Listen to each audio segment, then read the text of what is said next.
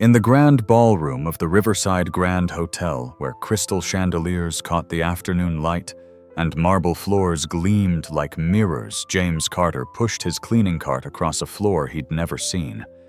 His white cane tapped a familiar rhythm, counting steps, measuring distance, navigating a world of sounds and textures that most people took for granted. Jamie, as everyone called him, had been blind for 10 years. Long enough that the darkness no longer frightened him. Long enough that he'd mapped every corner of this hotel in his mind with the precision of a cartographer charting unknown territory. But not long enough to forget what light looked like, or the face of his wife, Sarah, or the way her eyes sparkled when she watched him play piano. The piano. Even now, after a decade of silence, his fingers remembered. Every key, every chord, every piece he'd ever performed lived somewhere in the muscle memory of his hands waiting.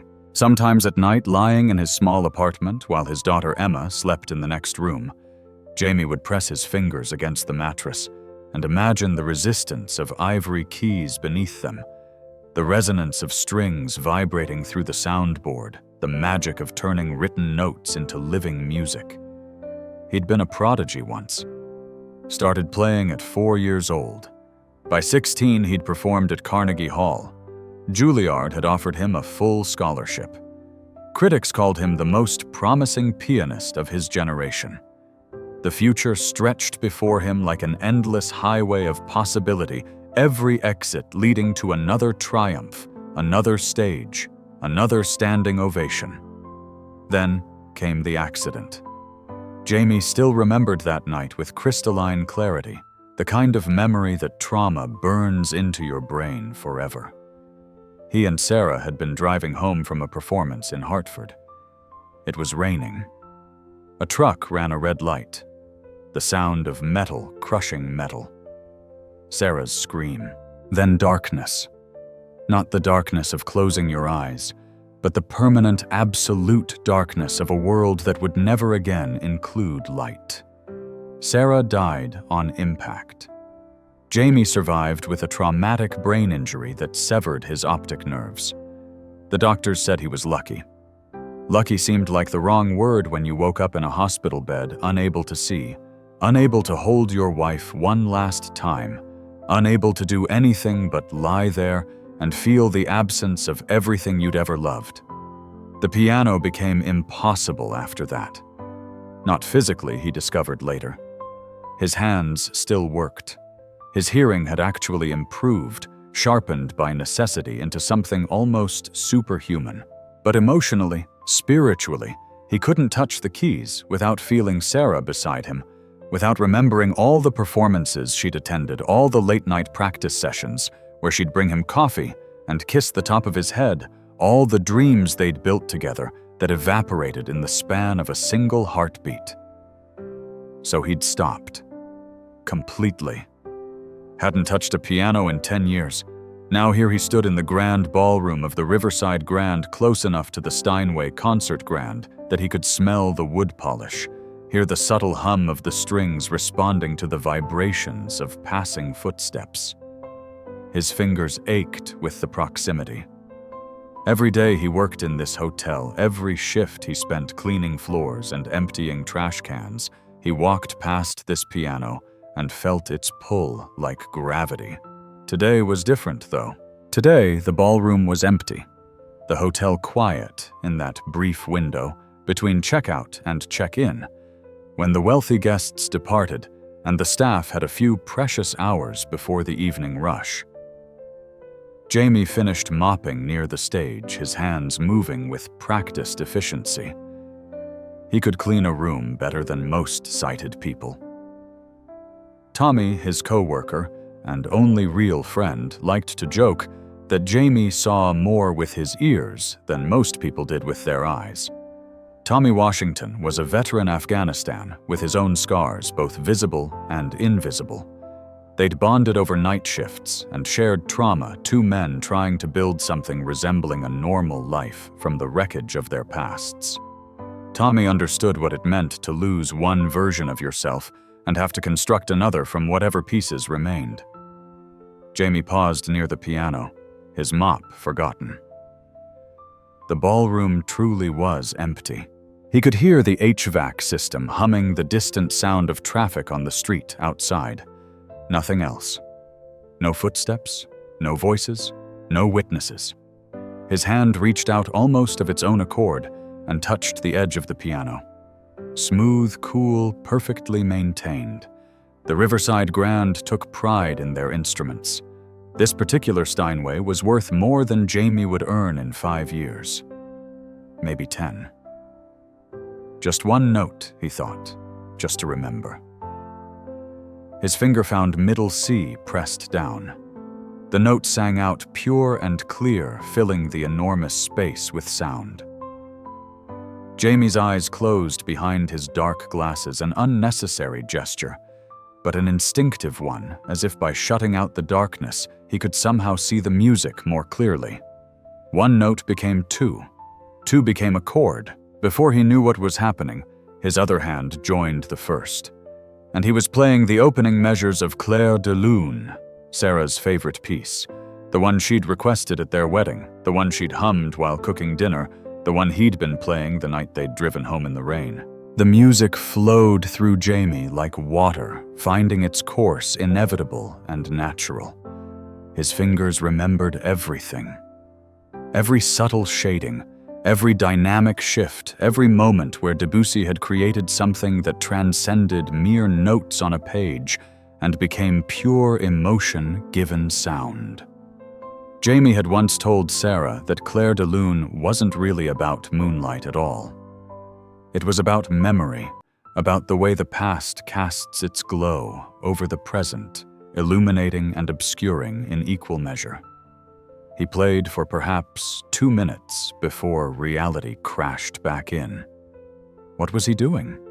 This wasn't his piano. This wasn't his life anymore.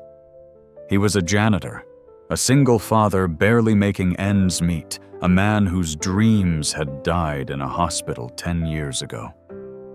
He pulled his hands back, as if the keys had burned him, breathing hard, heart pounding against his ribs. "Sorry," he whispered to the empty room, to the piano, to Sarah's ghost. "I'm sorry." He grabbed his cleaning cart and headed toward the service elevator, trying to shake off the feeling of having touched something forbidden, something that belonged to a version of himself that no longer existed. Jamie's life had become small by necessity. He lived in a 1-bedroom apartment in Dorchester with his daughter Emma, 9 years old, who'd been just 6 months old when the accident happened. She'd never known her mother except through stories, never seen her father as anything but the blind janitor who worked night shifts to keep food on the table. Jamie worked 3 jobs, actually. Janitor at the Riverside Grand 5 nights a week, data entry from home during the day, using screen reader software, and weekend shifts doing telephone customer service. Between the 3, he barely managed rent, utilities, food, and Emma's after-school program. Emma was everything. Smart, curious kind, in a way that broke Jamie's heart daily. She looked like Sarah. Everyone said, though Jamie would never know. He'd felt her face countless times with his hands, memorizing the shape of her nose, the curve of her cheeks, the way her hair fell in waves like her mother's had. But he'd never see her smile, never watch her eyes light up with excitement, never witness the 1,000 small expressions that make up a child's face. What killed him was that Emma had inherited his musical gift. She could hear a song once and play it back on the small keyboard Jamie had found at a thrift store. Her pitch was perfect, her rhythm intuitive, her emotional understanding of music sophisticated beyond her years. She needed lessons, real training with a proper teacher and a real piano. She needed what Jamie had once had the opportunity to develop her talent into something extraordinary.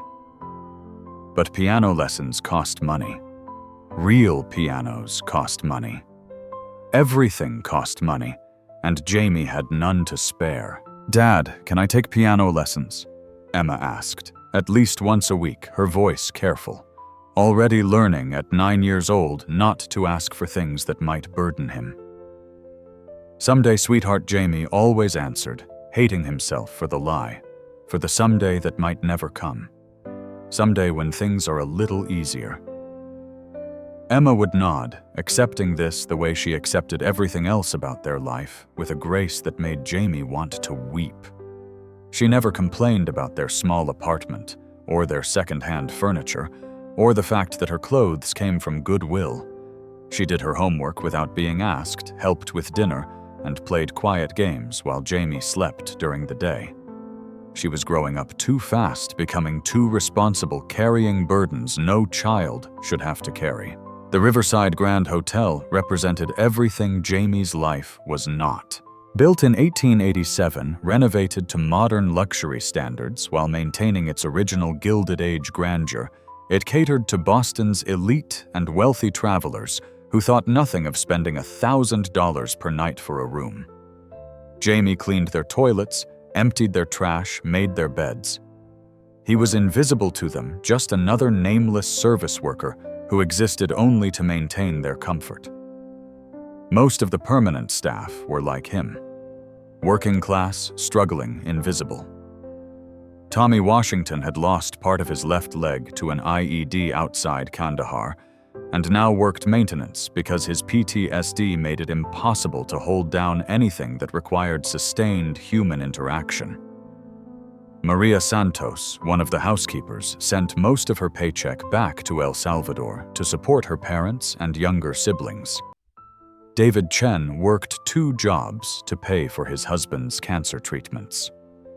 Everyone had their story, their struggle, their private pain. The hotel management was a different species entirely, particularly Victoria Ashford.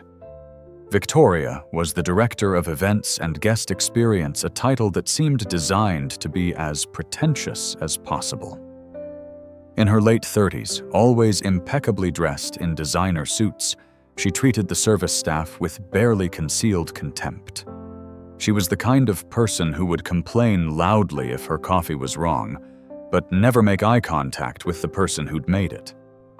To Victoria, people like Jamie were simply part of the hotel's infrastructure, as interchangeable and unremarkable as light fixtures or carpet.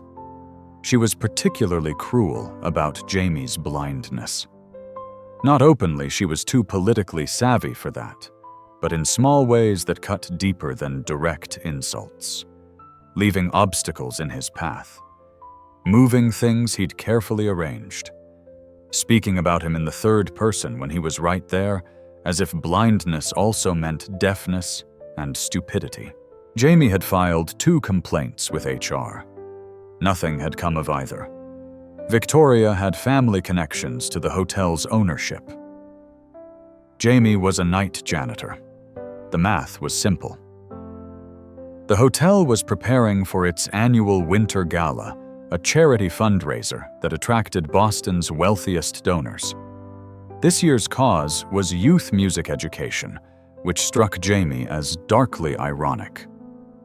These people would spend thousands of dollars on a single night of champagne and catered food, congratulating themselves on their generosity, while Emma practiced on a $30 keyboard with broken keys. The gala was scheduled for tomorrow night. The ballroom where Jamie had just played piano would be transformed into an elegant venue filled with designer gowns, tailored tuxedos, and people whose idea of financial hardship was having to wait until next year to renovate their summer home.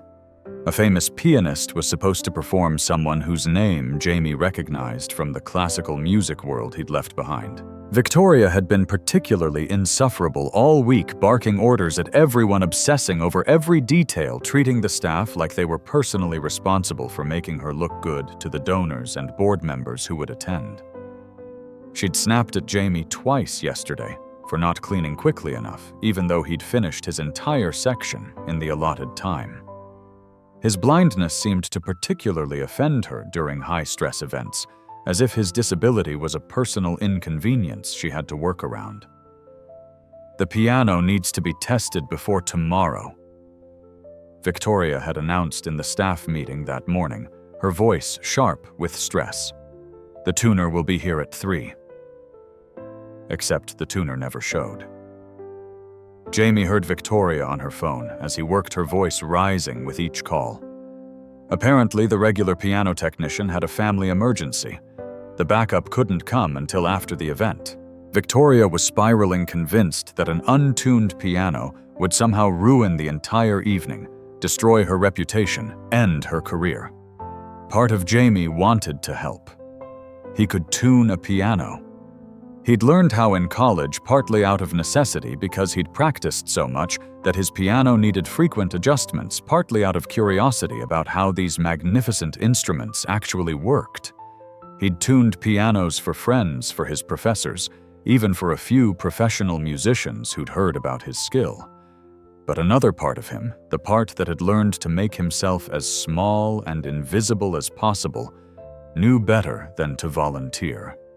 Victoria would never accept help from a blind janitor. She'd more likely accuse him of trying to sabotage the event or damage the expensive instrument. Better to stay quiet, do his job, and avoid her attention. That night, after his shift ended at midnight, Jamie took the T back to Dorchester. Tommy had offered him a ride, as he often did, but Jamie preferred the independence of public transportation. His cane tapped familiar patterns on familiar streets. He'd memorized every step from the hotel to the train station, from the station to his apartment building, from his door to Emma's school. Blindness required constant mapping, constant attention, constant adaptation. Mrs. Chen from the 3rd floor was watching Emma, as she did most nights. Jamie paid her what he could, which wasn't much, but Mrs. Chen seemed to genuinely love Emma, and often refused payment entirely. "She helps me practice English," Mrs. Chen would say, waving away his money. "She helps me with computer. We help each other." Emma was asleep when Jamie got home, curled up in her bed, surrounded by library books. She was reading above her grade level, devouring everything from fantasy novels to biographies. Jamie felt his way to her bedside, ran his hand gently over her hair. She stirred slightly but didn't wake. "Love you, baby girl," he whispered. "Someday I'll give you everything you deserve. Someday." It was a promise he wasn't sure he could keep. But it was the promise that got him through each day, each shift, each moment of exhaustion and despair. Emma deserved better than this. Better than a father who couldn't see her face, couldn't drive her places, couldn't afford to nurture her obvious talent. She deserved the world, and all he could give her was love and stories, and someday. The night before the gala, Jamie arrived at work to find the hotel in controlled chaos. Last-minute preparations were underway, staff rushing everywhere, Victoria's voice echoing through the corridors, issuing commands and corrections. Jamie kept his head down and made his way to the service areas, starting with the executive offices on the 3rd floor. He'd developed a system over 3 years of working here. Start at the top, work down. The hotel had 5 floors plus the ballroom level and basement. Each floor had its own rhythm, its own sounds, its own peculiarities. The executive level was usually quiet, just the hum of computers left on overnight, the occasional security guard making rounds.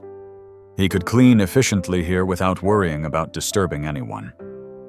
By 11 p.m., he'd finished the upper floors and made his way to the ballroom level. The massive space was set up for tomorrow's event.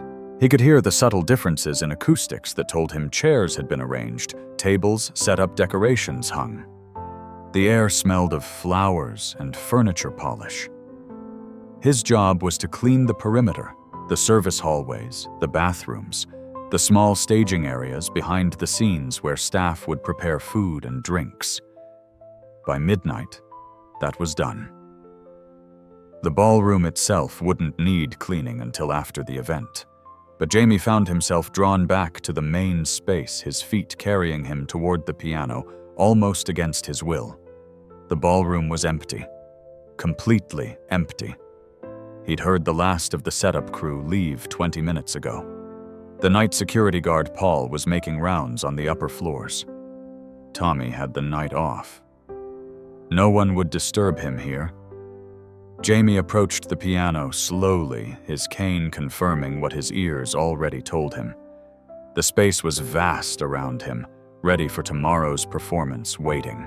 The piano sat on its small stage, a solitary presence in an ocean of chairs and tables. His hands found the bench, the keys. He sat down slowly, almost reverently. This was wrong. He knew it was wrong.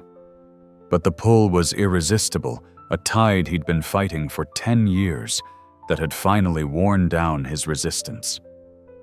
He would play just for a moment, just to remember what it felt like, just to connect, however briefly, with the person he used to be.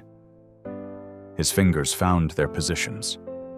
He took a breath, and he began to play. Clair de Lune again. He couldn't help it. The piece was woven into his soul, inseparable from his memories of Sarah. The opening notes emerged soft and tentative, like morning light filtering through curtains. His right hand carried the melody, while his left provided the gentle, rolling accompaniment that gave the piece its dreamlike quality.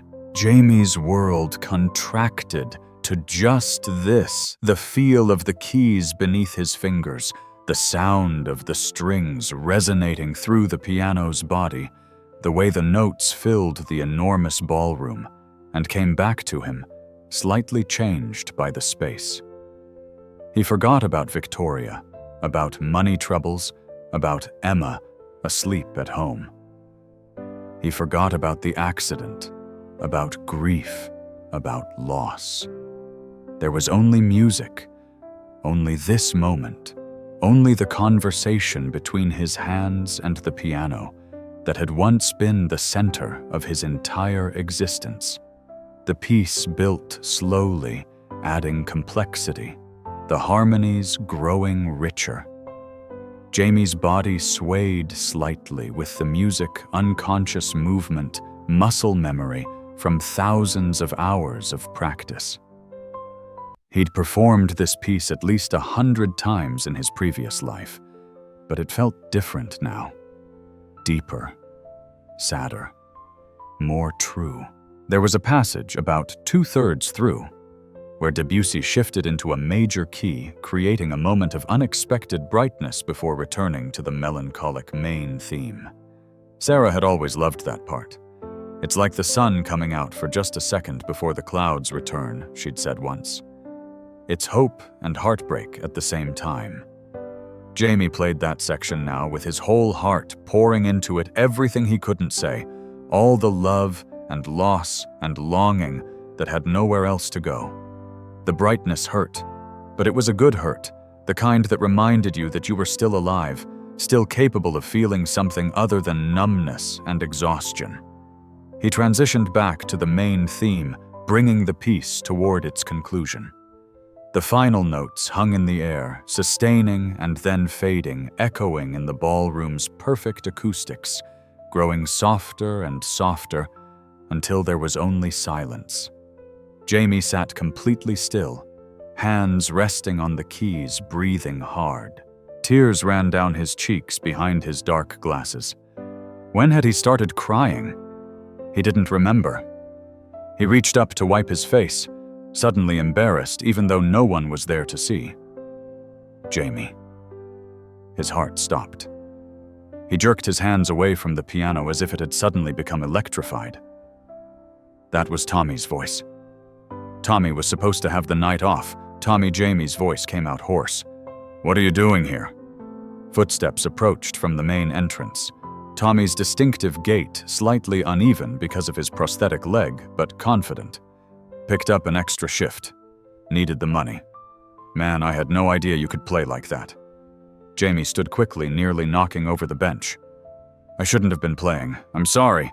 I couldn't help it. Please don't tell Victoria. I need this job."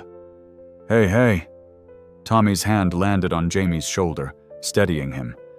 "I'm not telling anybody anything. But seriously, where did you learn to play like that?" Jamie's throat tightened. He hadn't talked about his past with anyone at the hotel. It was easier to just be Jamie the blind janitor, to not carry the weight of everything he'd lost. But Tommy was a friend. Maybe the only real friend he had. "I was a concert pianist," Jamie said quietly. "Before the accident.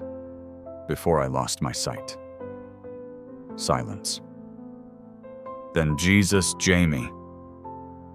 Man, I don't even know what to say. Why are you working as a janitor?" "Because blind concert pianists aren't exactly in high demand," Jamie said, trying for humor and failing. "And because I have a daughter to support. And because I needed to be someone different than who I was before." "But you can still play, obviously. Playing in an empty ballroom at midnight isn't the same as performing. And honestly, Tommy, I can't. It hurts too much. My wife died in the same accident that took my sight. The piano was our thing. Playing without her feels wrong." Tommy was quiet for a long moment. "That piece you just played. It didn't sound wrong. It sounded like the most right thing I've ever heard." Jamie didn't know how to respond to that. He reached for his cleaning cart. "I need to finish up, and you can't tell anyone about this. Please." "I won't," Tommy promised. "But Jamie, you should be playing that piano, not cleaning around it. Life doesn't always give us what we should be doing," Jamie said. "It gives us what we can manage." He left the ballroom quickly, his heart still racing, his hands still trembling from the adrenaline and emotion. He'd been careless, stupid. If Victoria had found him instead of Tommy, he'd be fired. He couldn't afford to be fired. Emma depended on him. He finished his shift in record time and went home, but he couldn't sleep. Emma found him at 6 a.m., sitting at their small kitchen table, his fingers tapping silent rhythms on the surface. "Dad, you okay?" He forced a smile, though she couldn't see it. She could always hear it in his voice, though. "I'm fine, sweetheart. Just thinking about work. Are you sure you seem sad? 9 years old and already so perceptive." "Come here," he said, and she climbed into his lap, getting too big for this, but still small enough that he could hold her. "Tell me about your week. What did you learn in school?" As Emma talked about her classes and friends and the book she was reading, Jamie held her close and tried not to think about the piano waiting in the ballroom, about the performance he'd never give, about all the music still trapped inside him with nowhere to go. The day of the gala. Jamie woke with a sense of foreboding he couldn't shake. Emma was at school. Mrs. Chen would pick her up, and Jamie tried to focus on his daytime work entering data for an insurance company using his screen reader software. But his mind kept drifting back to last night, to the feel of the piano keys, to Tommy's voice saying, "You should be playing that piano." His shift at the Riverside Grand started at 7 p.m. The gala began at 8. His job was to stay out of sight, to be available for any cleaning emergencies, to maintain the bathrooms, to handle whatever small crises might emerge. Be invisible, be efficient, be gone. He arrived early, stowed his things in his locker, and made his way through the service corridors. The hotel buzzed with energy. He could hear the catering staff setting up in the service kitchen, the string quartet tuning in one of the side rooms, Victoria's voice somewhere nearby giving last-minute instructions to someone. At 7:30, Tommy found him in the staff break room. "You good? I'm fine." "Why?" "Because you've been stirring that coffee for like 5 minutes and there's nothing in it." Jamie looked down at his empty cup, embarrassed. "Distracted, I guess. Look about last night. I meant what I said. You should be playing, not cleaning. But I get it.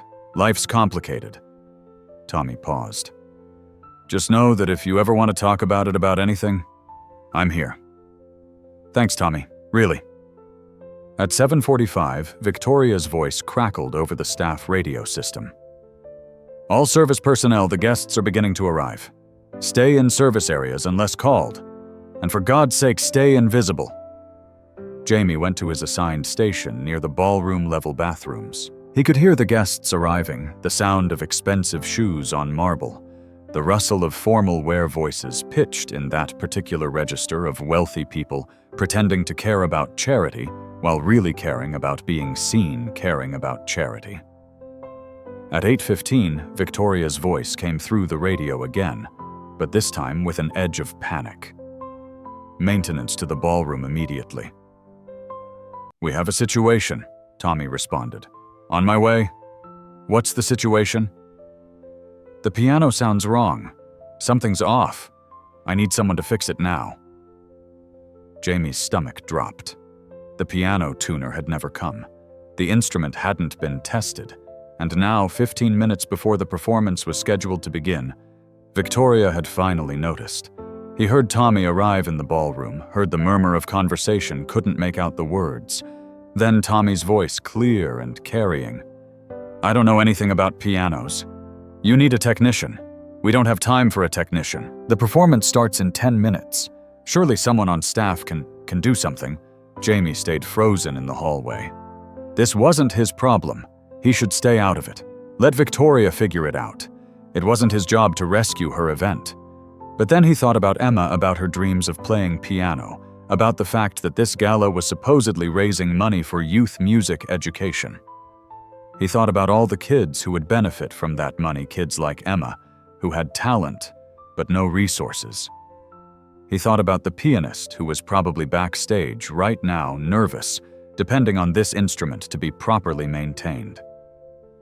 Against every instinct of self-preservation, Jamie keyed his radio. I can tune it. Silence. Then Victoria's voice, dripping with skepticism. You, the janitor. I have experience with piano tuning. If you want, I can try to help. More silence. Then fine. Get down here now. Jamie made his way to the ballroom, his heart pounding. He could hear guests in the adjacent areas, the hum of conversation, the clink of glasses. He entered through the service entrance, his cane sweeping ahead of him. Over here, Victoria snapped. The piano's on stage. Obviously. Jamie approached Tommy's presence nearby, a comfort. He set down his cane, ran his hands over the piano's exterior, orienting himself. What sounds wrong? Several keys sound flat. It's completely unacceptable. Jamie sat at the bench, played a few scales. She was right. The piano had drifted slightly out of tune, probably from the temperature changes as the hotel prepared for the event. Nothing dramatic, but noticeable to trained ears. Fixable in 15 minutes if he had the right tools. I need a tuning kit. Tuning lever rubber wedges felt strips. Where would we get that? The piano bench, Jamie said. Most concert grands have a basic kit stored in the bench. Tommy checked. He's right. It's here. Jamie's hands found the tool's muscle memory returning. He'd done this hundreds of times. He opened the piano's top, exposing the strings, and began working. Start with middle A, use it as reference work outward. His hearing, sharpened by 10 years of blindness, caught every subtle variation in pitch. Adjust, listen, adjust again. He was vaguely aware of Victoria pacing nearby, of guests entering the ballroom, of time passing. But mostly he was focused on the piano, on bringing it back into harmony, on making it perfect for whoever was about to perform. 12 minutes later, he'd finished. He played another scale, then several chords, listening critically. Perfect. Well, as perfect as a field tuning could achieve. The piano sang with clarity, now each note true and resonant. It's done, he said, closing the lid and standing. Well, Victoria said, her voice grudging. I suppose that's acceptable. Jamie gathered the tuning tools, put them back in the bench. Mission accomplished. Time to disappear back into the service areas where he belonged. But as he turned to leave, he heard voices. Guests had been filtering into the ballroom while he worked finding their seats. And now they were closer, many of them near the stage, and they were noticing the blind man with the cane who'd just been working on their entertainment for the evening. Who's that? Someone asked, not bothering to lower their voice. Nobody, Victoria said quickly. Just maintenance. The piano needed a small adjustment. He's blind, another voice observed, as if this was a fascinating oddity. Can blind people tune pianos? Jamie felt his face flush. He grabbed his cane, ready to escape, but Victoria's hand suddenly gripped his arm. Hard. Actually, Victoria said, her voice taking on a strange quality, artificially bright. Since you're here, why don't you test the piano properly? Play something so we can make sure it's working correctly. Jamie froze. That's not necessary. The piano is fine. I insist, Victoria said, her grip tightening.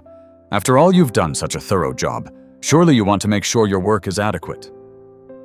He understood then. This was a setup. Victoria was going to humiliate him in front of the guests, prove that the blind janitor was overstepping, make an example of him. She was setting him up to fail publicly. Really, I should get back to work, Jamie said, trying to pull away. Play, Victoria commanded. Or should I assume you don't actually know what you're doing? The crowd had grown. Jamie could hear them gathering sense, their attention focusing on him. He was trapped. If he refused, Victoria would make it look like incompetence. If he played, she'd mock however he performed, and he'd still look like a fool who'd overstepped his place. What seems to be the problem here? The voice was male-cultured, authoritative. The crowd's energy shifted immediately. Everyone's attention pivoting toward the new speaker, Mr. Cole. Victoria's voice went syrupy. Nothing's wrong. Just having our maintenance staff verify the piano is properly tuned by asking the blind gentleman to perform in front of a crowd. The voice. This Mr. Cole moved closer. That seems rather cruel, Victoria. I know what you were doing. The voice was cold now. Step away from him. Victoria's hand released Jamie's arm. He stood very still, trying to orient himself, trying to understand what was happening. What's your name? The voice was closer now, addressing Jamie directly, the tone gentler. James Carter. Jamie. I'm a janitor here. And you tuned this piano?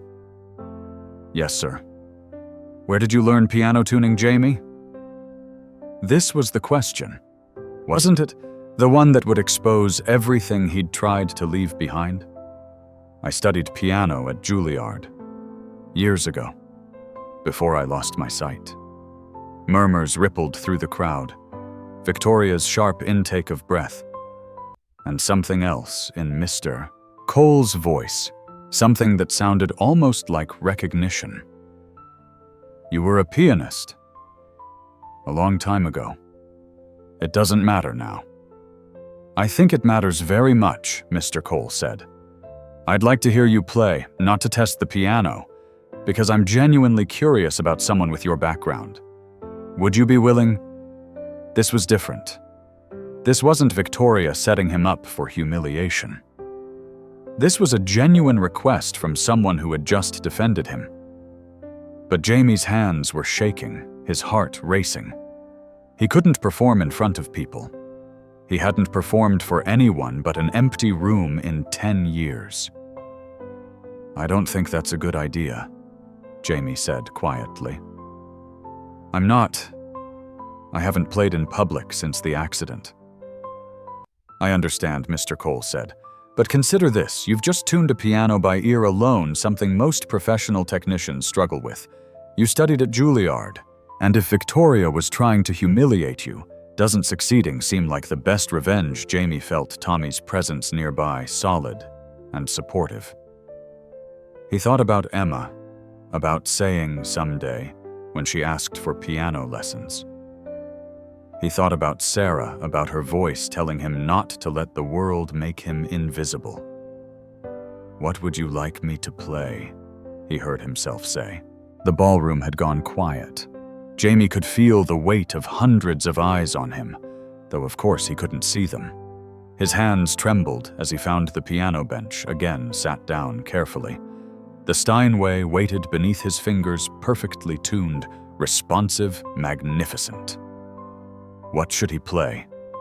His mind raced through his old repertoire pieces he'd performed hundreds of times in his previous life. But only one felt right. Only one connected to this moment, to Sarah's memory, to everything he'd been and lost, and somehow still carried inside him. "I'll play Beethoven's Moonlight Sonata," he said, his voice barely carrying past the stage. The first movement. He placed his hands on the keys, took a breath, and began. The opening was simple, deceptively so. A quiet triplet pattern in the right hand, like drops of water or distant bells. The left hand entered with the bass melody, melancholy and searching. This was music about darkness, about grief, about moving through the night toward something unseen. Jamie had first learned this piece at 12 years old. His teacher had told him he was too young to understand it, that Beethoven wrote it in his early 30s, already dealing with hearing loss, already feeling the darkness closing in. "Come back to this when you've lived a little," his teacher had said, "when you understand what loss means." Now Jamie understood. Now he knew exactly what Beethoven had been trying to express in these slow, haunting measures. The piece was about more than sadness. It was about continuing to create beauty even when your world was falling apart, about finding expression when words failed, about the stubborn insistence of the human spirit to make something meaningful out of suffering. His right hand carried the gentle, insistent rhythm, while his left hand painted the emotional landscape beneath.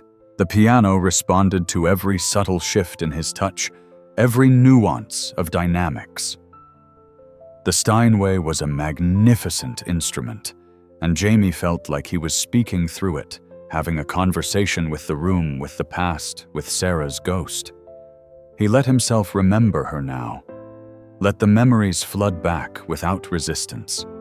Sarah at their first date, laughing at something he'd said.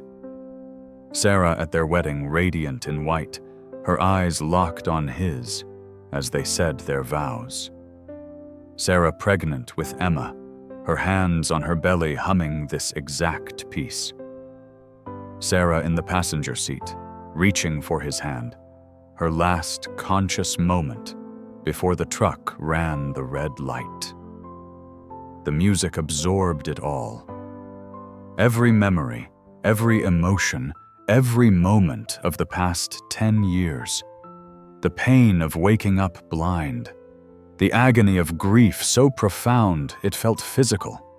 The slow, grinding difficulty of learning to navigate a dark world while caring for an infant. The shame of accepting charity, of applying for disability, of taking a job cleaning toilets when he'd once performed at Carnegie Hall. The pride that made him refuse help even when he needed it.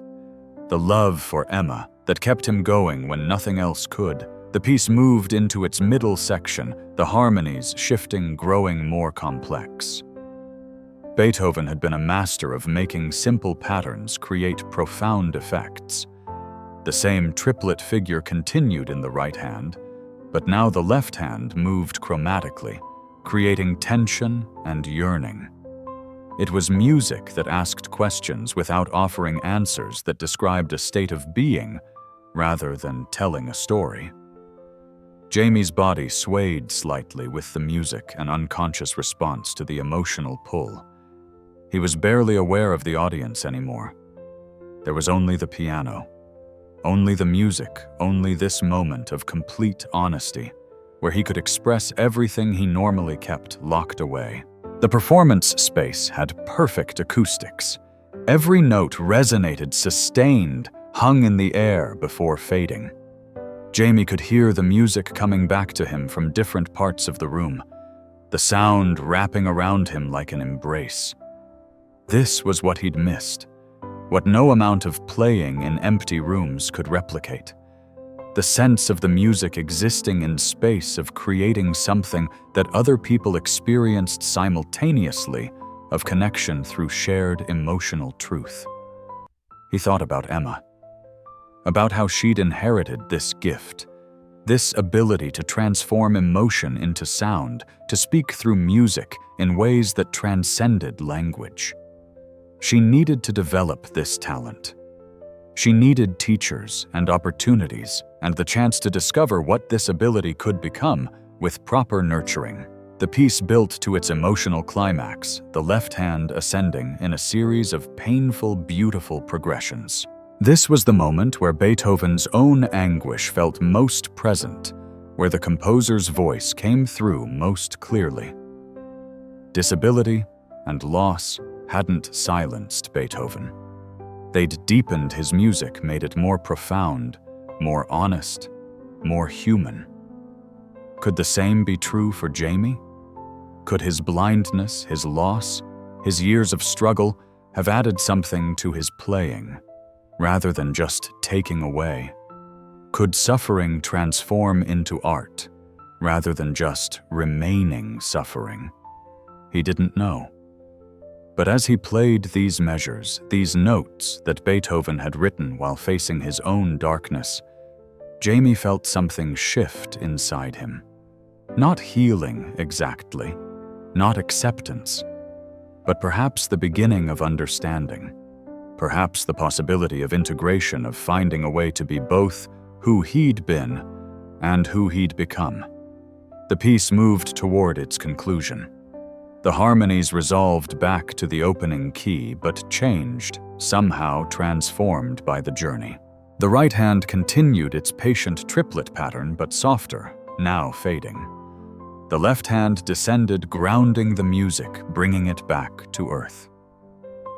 Jamie played the final measures with all the tenderness he felt for Emma, for Sarah's memory, for Tommy's friendship, for every small moment of grace that had sustained him through the past decade. The last notes faded into silence, the sustain pedal holding them for a long, perfect moment before releasing. Silence. Complete silence. Jamie sat with his hands still on the keys, breathing hard, suddenly exhausted. He'd just exposed everything he'd been hiding for 10 years, had played his heart out for a room full of strangers, and now the silence stretched on, and he had no idea what it meant. Then applause. Not polite charity applause. Real applause, building from scattered claps to a wave of sound that filled the ballroom. People were standing, he could hear chairs, scraping voices raised in appreciation. Someone near the stage was crying. He could hear the soft sobs. Others were talking excitedly, processing what they'd just witnessed. Jamie stood quickly, disoriented, reaching for his cane. This was too much. He needed to leave to get back to his safe, invisible routine, to not feel this exposed and vulnerable. But a hand caught his arm gently this time. Jamie. That was extraordinary. It was Mr. Cole again, his voice rough with emotion. "I'm Marcus Cole. I own this hotel, and I think we need to talk." Marcus Cole guided Jamie away from the stage, away from the applauding crowd, into one of the small private rooms off the ballroom. Tommy followed, protective and silent. Jamie's heart was still racing, his mind struggling to process what had just happened. "Please sit," Marcus said, and Jamie felt his way to a chair. "Can I get you water? Coffee?" Water would be good.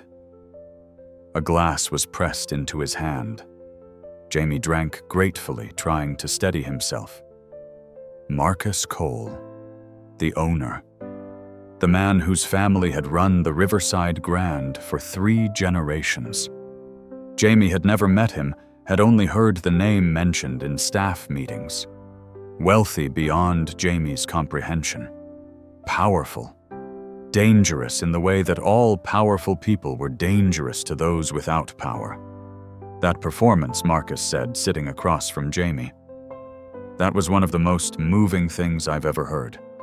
And I've attended a lot of piano concerts. Thank you, Jamie managed. I should get back to work. I'm sure Victoria is no longer your concern, Marcus said, his voice suddenly hard. I'll be dealing with her behavior separately. What concerns me right now is you. Jamie Carter. Studied at Juilliard, you said I had a scholarship. I didn't finish. The accident happened at the end of my sophomore year, and you've been working as a janitor here for how long? 3 years, while being able to play like that. It wasn't a question. Marcus was quiet for a moment. I studied piano, too. Did you know that? No, how could you? I don't advertise it. I was training to be a concert pianist. Fairly talented, though. Nothing like what I just heard from you. But my family had other plans. Cole Hotel Group needed an heir, needed someone to run the business. My father made it very clear that music was a hobby, not a career. So I gave it up. Went to business school, learned hospitality management, took over the company when my father retired. Jamie wasn't sure why Marcus was sharing this. I'm sorry you had to give it up. I thought I was over it, Marcus said. Thought I'd made peace with the choice. But listening to you play just now, I realized I'm not over it at all. I'm angry. Angry that someone with your gift is cleaning toilets in my hotel. Angry that I've walked past you probably dozens of times and never saw you, never knew what you could do. Angry that Victoria thought she could humiliate you for my guests' entertainment. It's fine, Jamie said automatically. I'm used to it. That's the problem. You shouldn't be used to it. Nobody should. Marcus leaned forward. Tell me about your daughter. Emma. Isn't it? Jamie stiffened.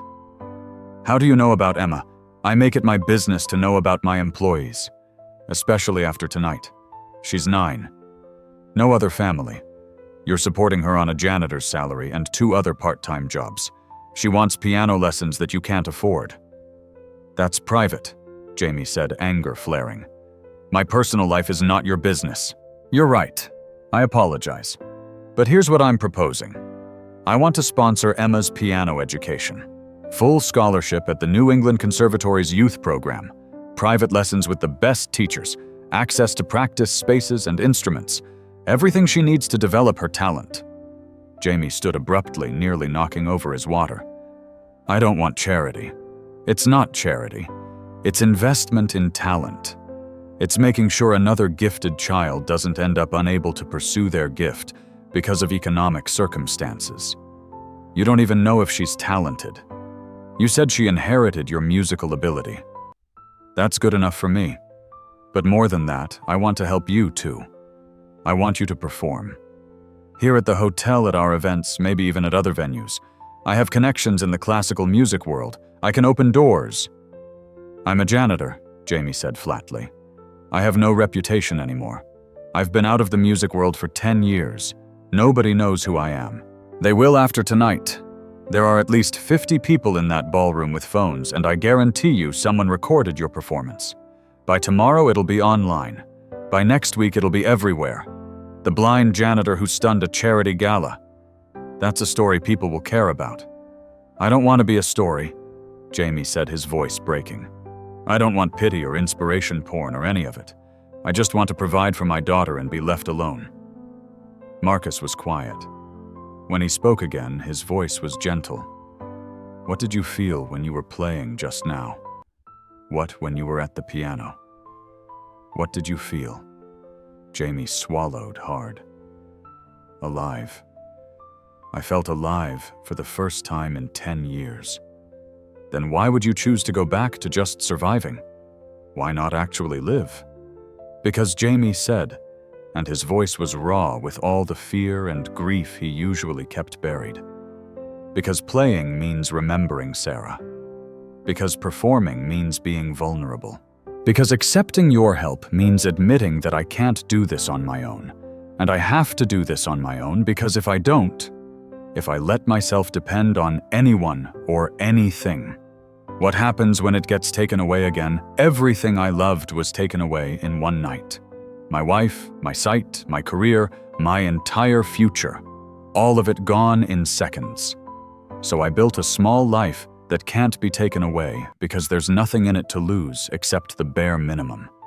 And you're offering me everything I've been afraid to want. And if I take it and it gets destroyed again, I don't think I'll survive that. Silence filled the room. Jamie was breathing hard, shaking exposed in a way that had nothing to do with the performance, and everything to do with the truth he'd just spoken aloud for the first time. Tommy's voice came from near the door. Jamie. Man, I get it, I really do. After Afghanistan, after losing my leg and watching my friends die, I was terrified of wanting anything. Terrified that caring about something would just give the universe another way to hurt me. But living like that isn't living. It's just waiting to die. And I think your wife would want better for you than that. You didn't know Sarah. No, but I know you. And I know that playing that piano made you more yourself than I've ever seen you. And I know Emma deserves to see her father actually happy, not just grimly surviving. Jamie sank back into the chair, all the fight draining out of him. Tommy was right. Marcus was right. He'd been so focused on protecting himself from more loss that he'd stopped actually living. He'd become a ghost, haunting his own life, going through motions existing, but not really present. I can't accept charity, he said finally.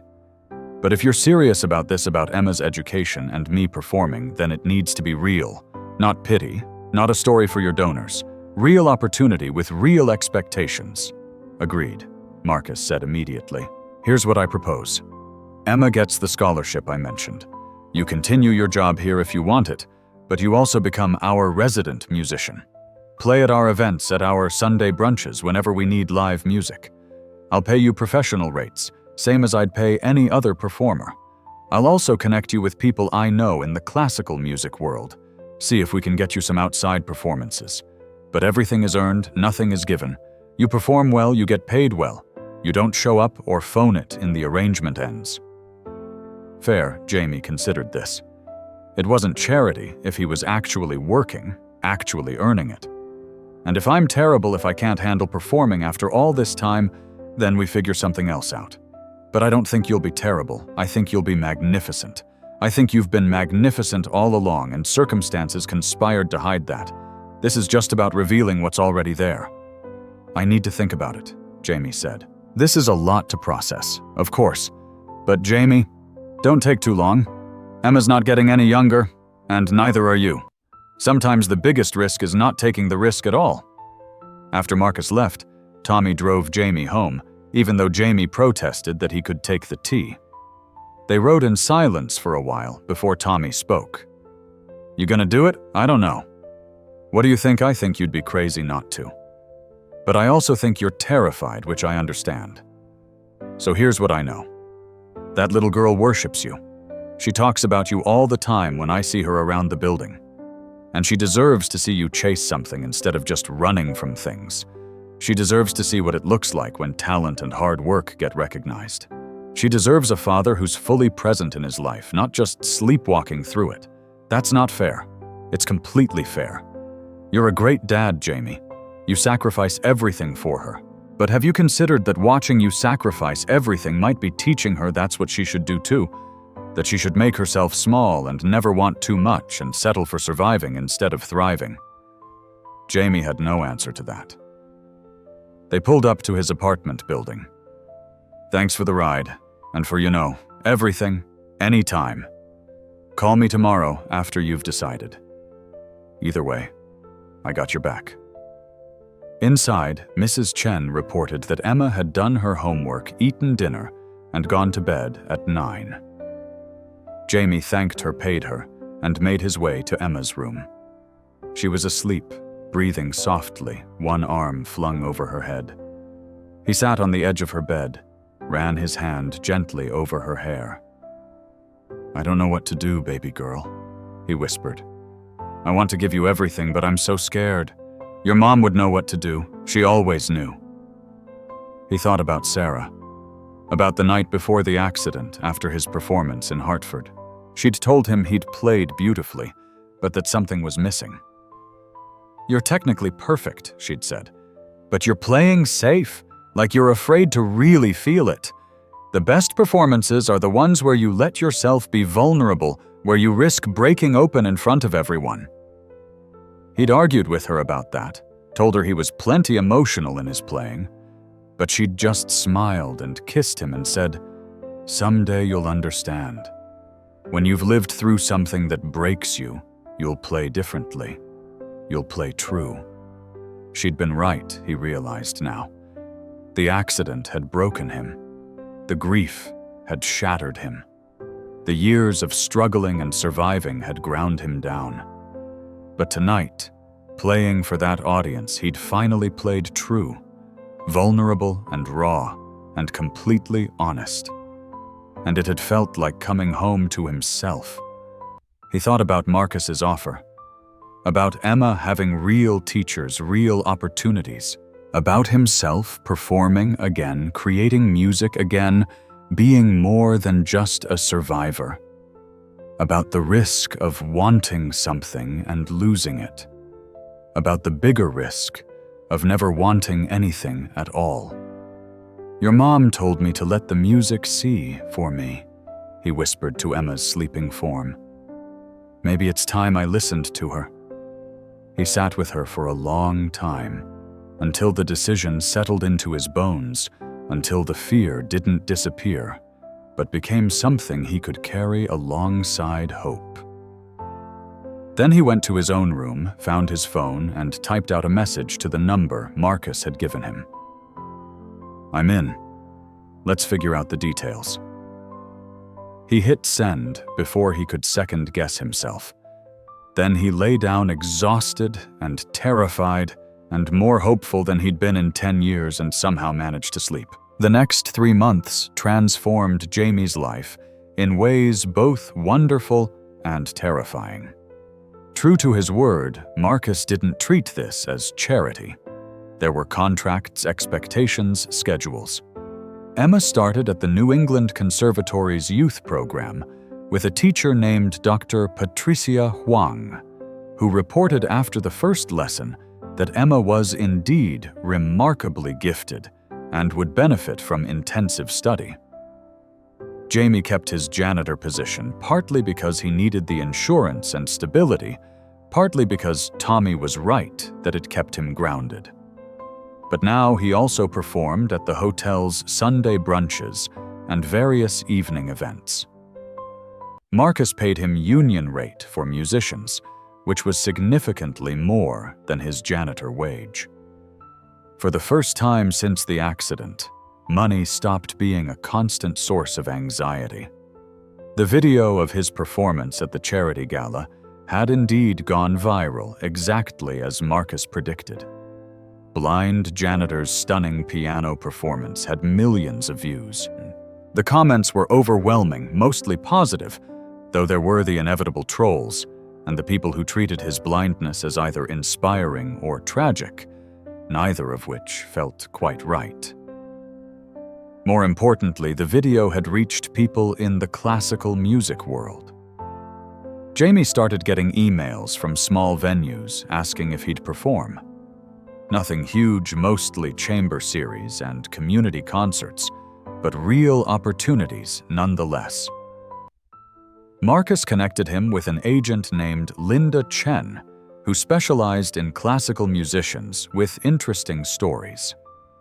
"Your comeback narrative is powerful," Linda told him bluntly. "We can use that to get you bookings, but ultimately you'll succeed or fail based on your playing. No pressure." The pressure was immense. Jamie hadn't performed regularly in a decade. His technique needed work. His stamina was poor. He could play for 20 minutes before his hands cramped. His stage fright was crippling. He'd wake at 3 a.m. in a panic, convinced he'd made a terrible mistake, that he was going to fail publicly and humiliate himself and Emma. But he practiced. Marcus gave him access to one of the hotel's private meeting rooms during the day, where a beautiful Yamaha grand piano sat largely unused. Jamie would come in after dropping Emma at school practice for 3 hours, then do his data entry work, then pick up Emma help with homework, and practice another hour after she went to bed. His hands ached constantly. His back hurt from long sessions at the piano, but slowly, painfully, his playing improved. Emma thrived. Dr. Huang was tough, but nurturing, pushing Emma technically, while respecting her emotional connection to music. Emma practiced obsessively, her little keyboard replaced by a real upright piano that Marcus had arranged to have delivered to their apartment. "Consider it a loaner," Marcus said when Jamie protested. "It's just sitting in storage otherwise." The best moments were when Jamie and Emma practiced together. He'd help her with difficult passages, demonstrate techniques, and slowly begin teaching her the way he'd once taught students at Juilliard. Those sessions felt like healing, like building something new from the ruins of his old life. Marcus became an unexpected friend. He'd stop by Jamie's practice sessions, sometimes just to listen, offering feedback from a knowledgeable musician's perspective. They'd talk about music, about the industry, about the weight of family expectations, and the cost of abandoned dreams. Marcus was lonely, Jamie realized. Wealthy and powerful, and surrounded by employees and business associates, but fundamentally alone. The hotel empire he'd inherited had consumed his life, leaving little room for the music he'd once loved, or the person he'd wanted to be. "Do you regret it?" Jamie asked once. Giving up piano for the business, Marcus was quiet for a long moment. "I regret not fighting harder for what I wanted. I let my father convince me that art was impractical, that business was where serious people focused their energy. But watching you reclaim your music, seeing Emma discover hers, makes me think maybe it's not too late. Maybe I could still play, not professionally, but just for the love of it." "You should," Jamie said. "Music doesn't care about your day job. It just wants to be played." The hardest part of the transition was dealing with Victoria. Marcus had demoted her from director of events to a less prestigious role in reservations, but he hadn't fired her. "She has family connections to the board," Marcus explained.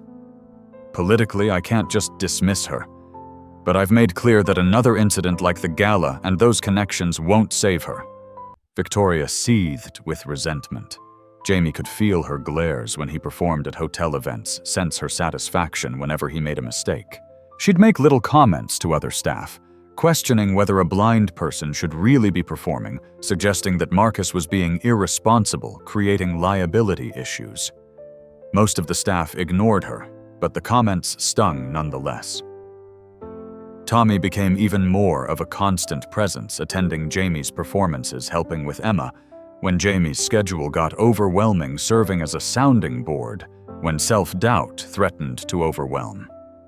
"You're doing something impossible," Tommy would remind him during the hard moments. "Rebuilding a career after a decade away while blind, while raising a kid alone. That's superhuman, man. Give yourself some credit." The gala performance itself approached with terrifying speed. Marcus had decided that the following year's charity gala would feature Jamie as the main performer, building the entire evening around his story. "The theme is rediscovering talent," Marcus explained. "Supporting music education programs that help kids from disadvantaged backgrounds. Your journey, Emma's potential. They're perfect examples of why this funding matters." Jamie agreed, though the pressure felt crushing. This wasn't a small Sunday brunch performance. This was the hotel's flagship event, attended by Boston's elite, with significant money being raised. If he failed, if his playing wasn't good enough, it wouldn't just embarrass him. It would hurt the cause, hurt Marcus's reputation, hurt the kids who needed those programs. Linda Chen helped him prepare a set list. "You need variety," she advised. "Something technically impressive to prove you've still got the chops. Something emotional to connect with the audience. Something that tells your story without being melodramatic. And it all needs to fit together, create a journey." They settled on 4 pieces: Chopin's Fantasy Impromptu, to open technically demanding and crowd-pleasing; Debussy's Clair de Lune. In the middle, emotionally resonant and connected to Sarah's memory. A contemporary piece by Philip Glass, minimalist and hypnotic, and closing with the Beethoven Moonlight Sonata first movement that he'd played at the first gala, bringing everything full circle. The week before the event, Jamie barely slept. He practiced until his fingers bled, until Emma begged him to rest, until Tommy physically removed him from the piano and forced him to eat. His old performance anxiety returned with a vengeance, the same stage fright that had plagued him as a young performer, only now amplified by everything he had to lose. "I can't do this," he told Marcus 3 days before the gala. "I'm going to fail. I'm going to forget the music or freeze up or play terribly, and everyone will realize this was a mistake." "You might?" Marcus agreed calmly. "You might get out there and completely bomb, but you also might be brilliant. And you definitely can't succeed if you don't try. So the question is, would you rather fail attempting something meaningful or succeed at staying safe and small?" The day before the gala, Emma came down with a fever. Nothing serious, just a cold, but enough that Mrs. Chen couldn't watch her during the event. Jamie panicked. He couldn't perform while worried about Emma. He couldn't ask Mrs. Chen to care for a sick child. He couldn't bring Emma to the gala in her condition. Tommy solved it. "I'll stay with her. I'm not working the event anyway. I'll come to your apartment, we'll watch movies, I'll make her soup. You go do your thing. You're supposed to attend as a guest. Marcus got you a ticket." "I'd rather help you," Tommy said simply. "That's what friends do." The night of the gala, Jamie stood backstage in the ballroom where this had all begun 3 months ago. He wore a rented tuxedo that felt foreign and uncomfortable. His hands wouldn't stop shaking. He could hear the crowd gathering, the low murmur of conversation, the clink of glasses, all the sounds of wealth and expectation. Marcus found him there. "How are you feeling?" "Terrified. Emma's sick, and I should be with her, and I'm about to perform for 500 people who paid $1,000 a plate to be here. And what if I'm not good enough? What if this whole thing has been a mistake, and I've been fooling myself and everyone else?" "Then you'll have tried," Marcus said. "And you'll still have Emma, still have your job, still have your music. This performance doesn't define you, Jamie. It's just one moment in a much larger life. But I'll tell you what I think. I think you're going to walk out there and remind everyone, including yourself, who you really are. Not a janitor who happens to play piano. A pianist who's been surviving however he could, but who's finally coming home to himself. Someone called 5 minutes to showtime." Marcus squeezed Jamie's shoulder and left. Jamie stood alone, breathing slowly, trying to calm his racing heart. He thought about Emma, asleep at home, with Tommy watching over her. He thought about Sarah, about what she'd say if she could see him now. He thought about all the practicing, all the fear, all the years of running from this exact moment. Then he thought about how it felt to play, to create music, to be fully present in his own life. He thought about Emma's joy in her lessons about the future that was opening for her, because he'd been brave enough to take the risk. He thought about Tommy's words living versus just surviving. The stage manager touched his arm. "Mr. Carter, you're on." Jamie picked up his cane and walked toward the stage, toward the piano, toward whatever came next came. The ballroom hushed as Jamie made his way onto the stage. 500 people fell silent watching the blind man with the white cane navigate the few steps to the piano bench. He could feel their attention like weight, like heat, like every fear he'd ever had about being seen and judged and found wanting. He found the bench, sat down carefully, adjusted his position, placed his hands on the keys. The Steinway waited, perfectly tuned, magnificent, ready. He took a breath, then another. The silence stretched. In the front row, Marcus sat forward in his seat.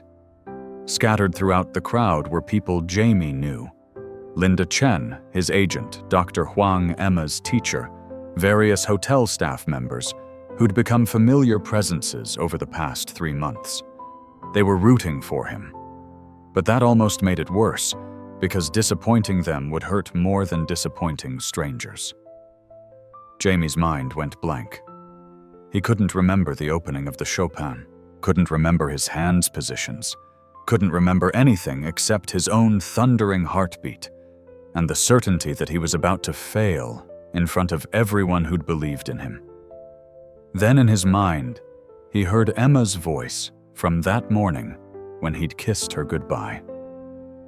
"Play for Mom," she'd said, her fever-bright eyes looking up at him with absolute faith. "She'll be listening." Sarah. He'd been so focused on his fear of failing that he'd forgotten why he played at all. Not for the audience, not for Marcus or Linda or his own redeemed reputation. For the same reason he'd played that night 3 months ago in the empty ballroom, because music was the language he spoke when regular words failed, because it connected him to Sarah's memory, because it made him feel fully alive. His hands settled into position. The opening notes of Chopin's Fantasy Impromptu emerged bright and sparkling, technically demanding passages that his fingers executed with precision, born from thousands of hours of practice. The piece was famous for its difficulty for the way the right hand played different rhythms than the left, creating a cascade of sound that seemed impossible to coordinate. But Jamie's hands remembered his muscle memory perfect, and he let himself sink into the music's logic. The Fantasy Impromptu was structured in sections moving from the brilliant opening through a lyrical middle to a triumphant finale. Jamie had chosen it deliberately as his opener because it announced his technical capability immediately. No one could question whether a blind pianist could handle challenging repertoire after hearing this. The notes flew from his fingers, crisp and clear, each one perfectly placed. But technical perfection wasn't enough. As he played, Jamie remembered what Sarah had said about vulnerability, about letting the audience feel his truth.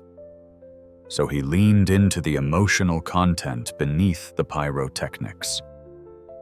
The piece was actually deeply melancholic, despite its brightness. Chopin working through something complicated and bittersweet. Jamie let that complexity show, shaping phrases to reveal the sadness under the sparkle, the questioning beneath the confidence. The middle section arrived slower and more openly emotional. Here the melody sang out simply, while the left hand provided gentle support. This was the heart of the piece, the moment where Chopin stopped showing off and started confessing. Jamie played it with all the longing he felt for his old life, all the gratitude for his current one, all the bittersweet understanding that you can't go back, but you can move forward carrying everything you've learned. Then the return of the opening material, faster and more virtuosic than before, building to a conclusion that felt both triumphant and slightly mad. Jamie's hands flew over the keys, executing passages that had taken weeks of slow practice to master, but now flowed naturally, inevitably. The final measures arrived in a rush, a brilliant cascade of notes that ended with a flourish. Immediate, thunderous applause. But Jamie couldn't stop to acknowledge it. His program was designed to flow from piece to piece, with minimal pause, keeping the emotional momentum building. He moved directly into Clair de Lune. The contrast was stark. From Chopin's brilliance to Debussy's introspection, from technical fireworks to pure emotion. The opening measures of Clair de Lune emerged like moonlight through clouds, hesitant and beautiful. This was Sarah's piece, their piece, the music they'd shared in countless private moments. Jamie let himself remember all of it now. Their first date at a concert where the pianist had played this exact piece. Their wedding where he'd performed it for her as she walked down the aisle. The nights during her pregnancy when he'd play it and Emma would kick in response to the music. The last time he'd played it for Sarah, 2 days before the accident, both of them sensing somehow that their time was precious, that nothing should be taken for granted. The music built through its progression, the harmonies shifting and deepening. Debussy had been a master of creating atmosphere, of suggesting rather than stating, of painting with sound. Jamie's playing captured all of that, but also added his own story, his own grief, his own decade of learning to live with loss. There was a passage in the middle where the music became almost unbearably tender, a single melodic line over gently rippling accompaniment. Jamie played this with his whole heart, not hiding the tears that ran down his face, not pretending to be anything other than a man still mourning his wife while also celebrating the life they'd had together. The audience was completely silent, transfixed, sharing this intimate moment. The piece moved toward its conclusion, the opening material returning, but transformed by everything that had come before. The final measures faded into silence, the last chord sustaining and then releasing, leaving behind only the memory of beauty and the ache of its passing. Again, applause, but different this time. Softer, more emotional. Jamie could hear people crying in the audience, could sense the shift in energy from appreciation of virtuosity to something deeper, more personal. This was what music could do at its best, create a space where strangers shared genuine feeling, where individual grief became universal, where beauty offered solace even in the midst of pain. He transitioned to the Philip Glass piece, a modern work titled Mad Rush. This was hypnotic music built on repeating patterns that shifted and evolved gradually. Glass's minimalism created a sense of timelessness, of being suspended in a moment that stretched toward infinity. The patterns were deceptively simple, but required absolute concentration to maintain each repetition slightly different from the last, the piece building through accumulation rather than dramatic development. Jamie played it with meditative focus, letting the repetitions become almost trance-like. This was music about process, about the way meaning emerged from pattern, about finding complexity within apparent simplicity. It was also for Jamie music about blindness, about navigating through repetition and memory and careful attention to detail, about building a map of the world through sound and touch and practice. The piece had no real conclusion, just an understanding that the patterns could continue indefinitely, but must at some point release. Jamie chose his moment to end it, letting the final pattern fade into silence, leaving behind a sense of peace and resolution. Now came the final piece, the one that had started everything Beethoven's Moonlight Sonata. He'd played this at the first gala 3 months ago, terrified and unprepared. Now he returned to it with intention, with understanding, with all the growth of the past 3 months informing his interpretation. The opening triplet pattern emerged those simple repeating notes that created such profound effect. This was music about darkness, yes, but also about finding beauty within darkness, about the way limitation and loss could deepen rather than diminish human experience. Beethoven had been going deaf when he wrote this, confronting the loss of the very sense most essential to his art. Yet the music wasn't despairing. It was searching, questioning, ultimately affirming. Jamie played it now with complete honesty. He played it for Emma, sick at home with Tommy watching over her, for Sarah's memory and the love that still sustained him, for Marcus sitting in the front row, living vicariously through Jamie's reclaimed dream, for Tommy sacrificing his evening to care for a feverish child, for every struggling artist and working parent and disabled person trying to navigate a world that often couldn't see their value, for the audience members who'd paid $1,000 to be here, but who also carried their own losses and dreams and private aches, for himself, for the pianist he'd been, and the one he'd become, and the integration of both into something whole. The music built through its progression, the left hand moving through those descending bass patterns, while the right hand maintained its patient rhythm. There were moments of unexpected brightness, brief glimpses of major keys before returning to the prevailing melancholy. There were sections where Beethoven let the pain show fully, where the harmonies became almost unbearable. And there were moments of unexpected peace, of acceptance, of finding a way to continue despite everything. Jamie had memorized this piece at 13 years old. He'd performed it dozens of times, but he'd never understood it until now, until he'd lived through his own darkness and found his own way of continuing to create beauty despite loss. The music spoke through him now with complete authenticity, no longer technically perfect, but emotionally imperfect, which made it more true, more human, more real. The final measures approached. The harmonies resolved, the triplet pattern continued, the piece moved toward its quiet conclusion. Jamie played the last notes with infinite tenderness, letting them sustain and fade, holding the final chord until it dissolved completely into silence.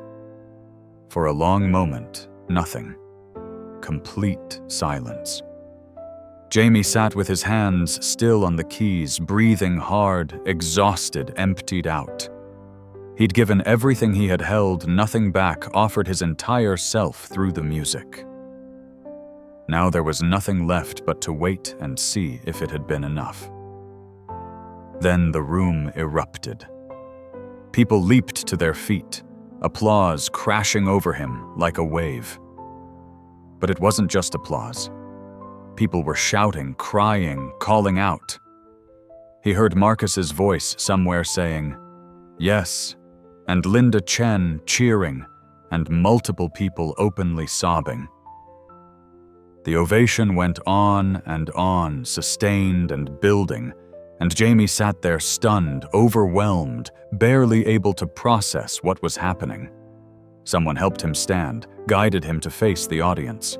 The applause continued, the crowd on their feet, their appreciation genuine and unstinting. Marcus was suddenly beside him, embracing him, and Jamie could feel that Marcus was crying too. "You did it," Marcus said. "My God, Jamie, you did it." Jamie tried to speak to thank the audience, but his throat was too tight. He managed a bow, a gesture toward the piano in acknowledgement of the instrument, and then he had to leave the stage because he was about to break down completely, and he needed to not do that in front of 500 people. Backstage, he collapsed into a chair, shaking with adrenaline and emotion and relief. He'd done it. He'd actually done it. He'd performed at the level he'd once reached, maybe even better, and he'd connected with the audience in a way that transcended technique or story or any of the other elements Linda had talked about. He'd created something real, something true, something that mattered. His phone buzzed in his pocket. A text from Tommy Emma's watching the live stream. She says you made her cry, and she's proud of you, and she loves you. Also, she says Mom would be proud too. I think she's right about that. Jamie held his phone and let himself cry. Really cry for the first time since Sarah's funeral. But these weren't tears of grief alone.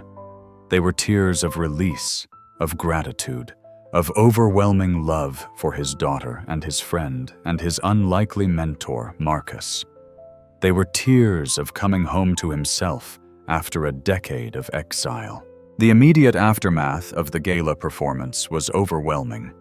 Before Jamie had even caught his breath backstage, Linda Chen was on her phone fielding requests. The live stream of the performance had been watched by thousands, and the full video was already being shared across social media. By the next morning, it had millions of views. By the end of the week, major publications were requesting interviews, the Boston Globe, NPR, even a segment producer from 60 Minutes. "We need to manage this carefully," Linda advised in a meeting 3 days later. "The story is powerful, but you're not just a story. You're a serious musician. We don't want you pigeonholed as the blind pianist or treated like inspiration porn. The goal is to establish you as an artist first with your disability and come back as context, not the entire narrative." Jamie appreciated her pragmatism. He'd seen too many disabled performers treated as objects of pity or inspiration, rather than as artists whose work should be judged on its own merits. What do you recommend? Selective interviews with music-focused outlets. A few human interest pieces in major publications, but we control the narrative. And most importantly, more performances. The best response to this attention is to prove you're not a one-hit wonder. You need to build a body of recent work, establish a repertoire show that you can perform consistently at a high level. Over the next 3 months, Jamie's life transformed in ways both wonderful and challenging. Linda secured him a series of chamber concert bookings, small venues that valued artistic quality over spectacle. He performed at Jordan Hall, at the Isabella Stewart Gardner Museum, at various suburban arts centers. Each performance was terrifying, and each one went well enough that more opportunities followed. The money changed everything. Between his performance fees, his continued work at the hotel, and the contracts Linda negotiated for recording sessions, Jamie was earning more than he'd ever made, even at the height of his previous career. He could afford to move Emma and himself to a better apartment, though they stayed in Dorchester because it felt like home. He could afford to buy Emma a quality piano instead of borrowing Marcus's loaner. He could afford to think about Emma's future without constant anxiety about money. Emma herself flourished. Dr. Huang reported that she was progressing extraordinarily fast, her natural talent combined with work ethic and proper instruction creating rapid development. "She has the potential to be truly exceptional," Dr. Huang told Jamie. "Not just talented, but transformative. The kind of musician who comes along once in a generation. But she'll need intensive training, probably including summer programs at Aspen or Tanglewood, eventually graduate school at a top conservatory. The path is clear if you want to pursue it." Jamie did want to pursue it, but he also made sure to check in with Emma constantly. "Do you love this? Do you want to do this? Or are you doing it because you think I want you to?" "I love it, Dad," Emma always answered. "When I'm playing, I feel like I'm talking to you and Mom at the same time. Like we're all together through the music." The relationship with Marcus deepened into genuine friendship. Marcus started taking piano lessons again, working with one of Dr. Huang's colleagues, reclaiming something he'd given up decades ago. He and Jamie would sometimes play together, working through four-hand arrangements, Marcus's rusty technique improving through practice, and Jamie's patient teaching. "I'm not good enough to perform," Marcus said once. "I know that. but I'd forgotten how much joy there is in just playing and making music for its own sake without worrying about career or audience or expectation. That's the purest form of it, Jamie agreed. Professional music is wonderful, but it's also work. There's something special about playing just because you love it. They were practicing in Marcus's private office at the hotel, a space Jamie had never seen, but which Marcus had described as absurdly oversized with terrible acoustics. They'd been working through a Brahms Hungarian dance. Marcus struggling with the faster passages, both of them laughing at their mistakes. "I've been thinking," Marcus said, pausing mid-phrase, "about expanding what we're doing here. The performances at the hotel have been so well received, and they've changed the culture of the place. Staff feel more valued when they see you treated as an artist. Guests love the live music. What if we created a more formal program, hired more musicians, commissioned new works, maybe partnered with local music schools to give students performance opportunities?" "That sounds ambitious," Jamie said. "I'm a hospitality executive with more money than God and a rekindled love of classical music. Ambitious is what I do.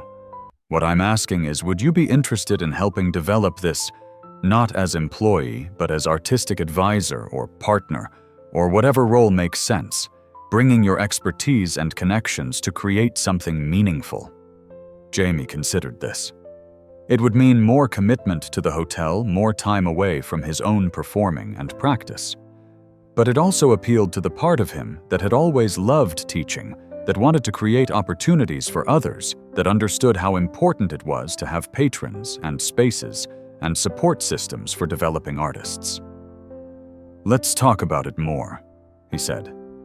"But yes, I'm interested. On one condition, Tommy has to be involved. He's been essential to all of this, and he deserves to be part of whatever comes next." "Already planned on it," Marcus said.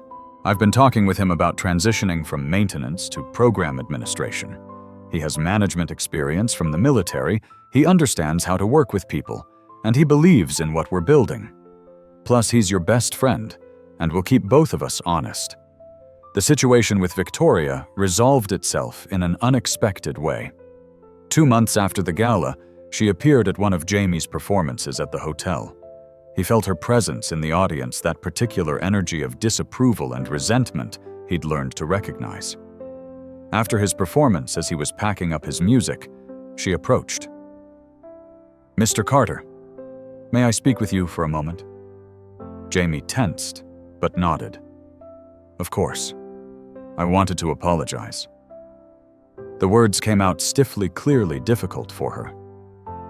"For how I treated you, before, at the first gala, and in the months before that. It was unprofessional and unkind, and I'm sorry." Jamie waited, sensing there was more. "I was wrong about you," Victoria continued. "Wrong about your abilities, wrong about your value to this hotel, wrong about a lot of things. Watching you perform tonight, hearing what you've accomplished in the past few months, has been humbling. I let my own insecurities and prejudices blind me to who you actually are. I'm working on that. With a therapist. Because I don't want to be the person who treats people the way I treated you." "Thank you for saying that," Jamie said carefully. "I appreciate the apology." "I don't expect forgiveness," Victoria said. "And I know I can't undo the harm I did. But I wanted you to know that I see it now, and I'm trying to do better." She left before Jamie could respond further. Marcus, who'd witnessed the exchange, came over. "That must have been strange." "People are complicated," Jamie said. "She was cruel, and that wasn't okay. But if she's genuinely trying to change, that matters too." "You're more generous than I'd be," Marcus observed. "I spent 10 years convinced I couldn't do anything meaningful because of my disability," Jamie said. "I know what it's like to be wrong about yourself and need the chance to become something different. I'm not going to be her friend, but I can accept her apology and hope she figures herself out." Emma turned 10 in April, and Jamie threw her a birthday party at their apartment. Tommy came, and Dr. Huang and several of Emma's classmates from the conservatory youth program, and Marcus, who brought an absurdly expensive cake from a fancy bakery. Emma performed for everyone, playing a Chopin nocturne she'd been working on, her technique still developing, but her emotional understanding already profound. After the party, after the guests had left, Emma and Jamie sat at their piano together. "Dad," she said, "are you happy now? What do you mean you seem different than before? Lighter, like you're not so sad all the time anymore." Jamie put his arm around her. "I'm still sad sometimes. I still miss your mom every day. But I'm also happy. I'm happy playing music again. I'm happy watching you discover your talent. I'm happy we have friends and opportunities and a future that's bigger than just surviving. Sadness and happiness can exist together, sweetheart. That's one of the important things I've learned." "Good," Emma said. "Because I want you to be happy. Not just working all the time and worrying about money and being tired. I want you to have the things you love too." "I have you," Jamie said. "That's what I love most." "I know," Emma said.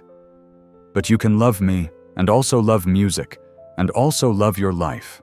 There's room for all of it. 10 years old and wiser than him." Jamie pulled her close, grateful beyond words for this child who'd kept him anchored through the worst years, who'd given him a reason to continue when he'd wanted to give up, who was now thriving in ways he'd once thought impossible. "You're right," he said. "There's room for all of it, and we're going to take up all that space, you and me. We're going to live big and play loud and take every opportunity that comes our way." "Deal." "Deal," Emma said. She hugged him tight, then wriggled free to go back to playing her Chopin, working on a particularly difficult passage with the single-minded focus she'd inherited from him. Jamie sat and listened to his daughter play to the music filling their small apartment, and felt something he hadn't felt in 10 years: contentment. Not the absence of pain or struggle, but the presence of meaning, purpose, love, and the quiet satisfaction of a life being fully lived. 6 months after the gala, that changed everything, Jamie stood backstage at Jordan Hall preparing for what Linda Chen had billed as his official comeback concert.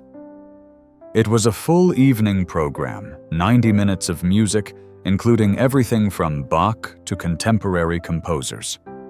The venue was sold out, 1,200 seats, filled with people who'd come specifically to hear him play. He wasn't as terrified as he'd been before the gala. Experience had taught him that he could handle the pressure, that his preparation was solid, that the music would carry him through moments of doubt. But there was still nervousness, still the understanding that every performance was a high-wire act, where anything could go wrong. Tommy found him in the green room. Emma's in the front row with Dr. Huang and Mrs. Chen. She's wearing her fancy dress and told everyone within earshot that you're her dad.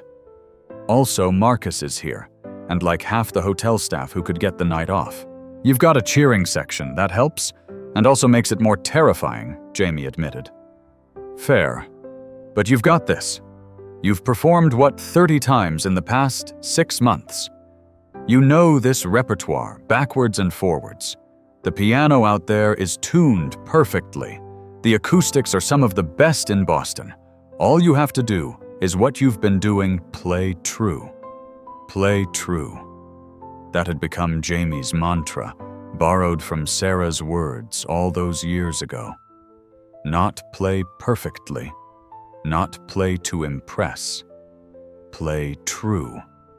Let the music reveal what was real, what was honest, what connected him to the audience through shared humanity. The stage manager gave him the 5-minute warning. Jamie made his way to the wings, heard the house lights dimming, heard the audience settling into expectant silence. Then his name was announced, and he walked onto the stage of Jordan Hall, onto one of Boston's most prestigious classical stages to perform as a professional pianist for the first time in 11 years. The piano waited in its circle of light. Jamie found it easily sat, adjusted, prepared. He'd chosen to open with Bach's Italian Concerto, challenging but not showy music that was architectural and emotional in equal measure. His hands found their positions. He began. The performance went well.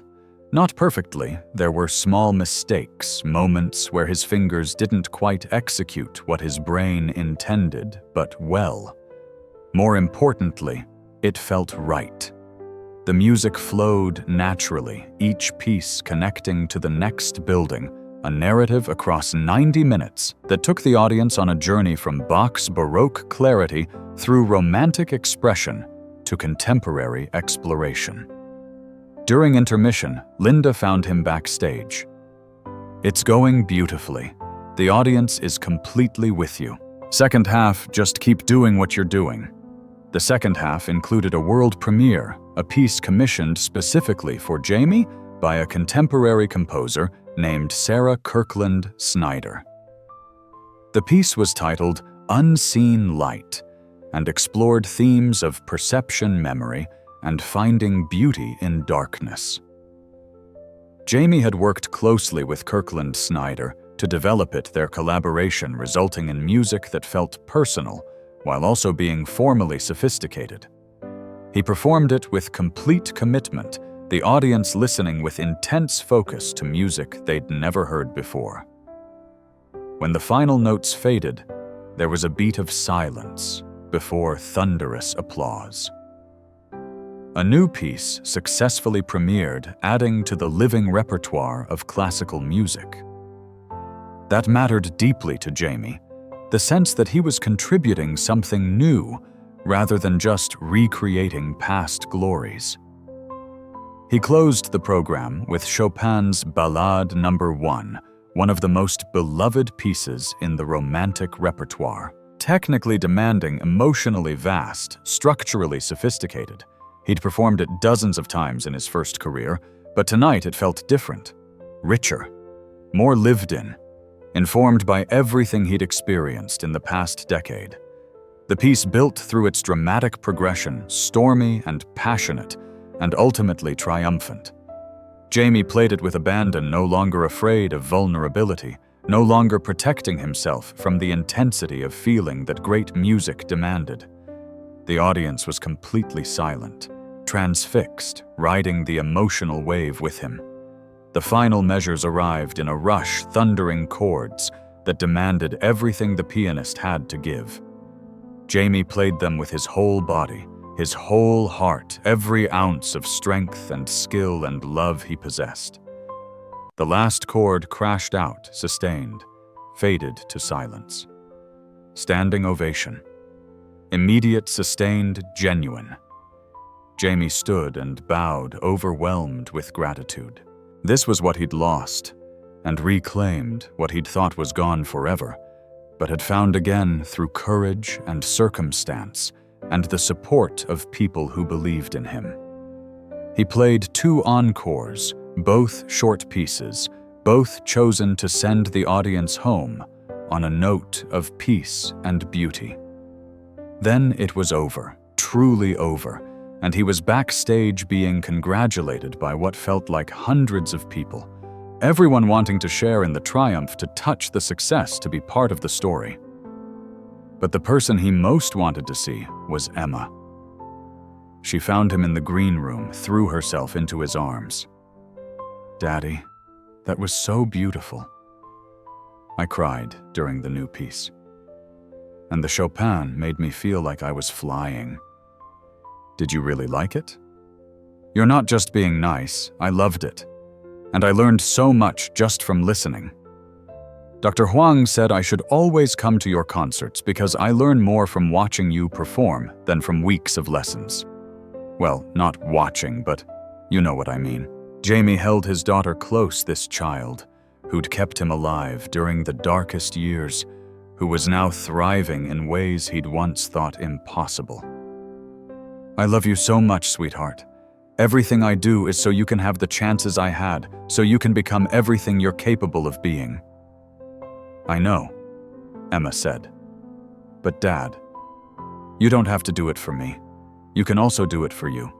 You can love music and performing and your life not just because of me, but because you deserve those things too." Later, after the venue had cleared, after the congratulations and discussions about future bookings and the plans for a recording contract that Linda was negotiating, Jamie stood alone on the stage of Jordan Hall. The house lights were up now, showing the empty seats, the ornate architecture, the beautiful space where so much music had been shared over more than a century. He sat at the piano one more time, played a few quiet notes, nothing in particular, just feeling the instrument respond to his touch. Thought about the journey from that first night at the Riverside Grand, terrified and rusty, to tonight's triumph.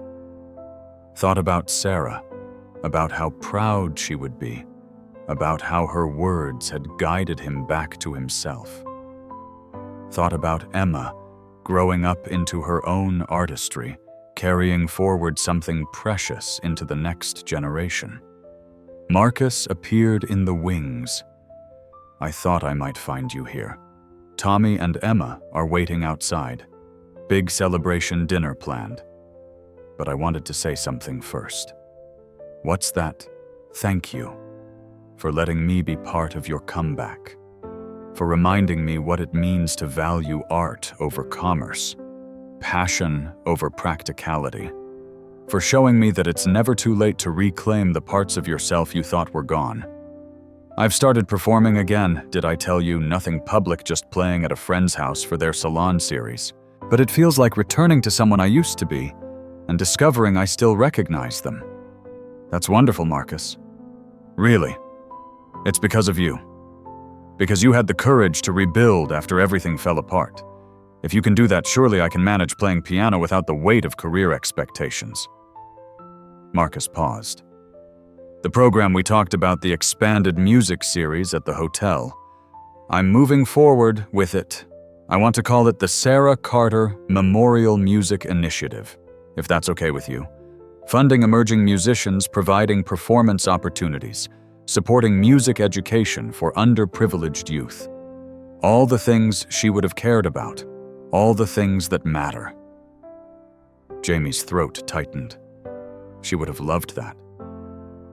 "Thank you. She must have been an extraordinary person to have inspired such extraordinary love."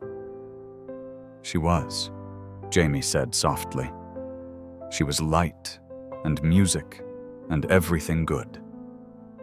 Losing her nearly destroyed me, but I think she'd be happy knowing that her memory is part of something that helps others, that the love we shared is still doing good in the world."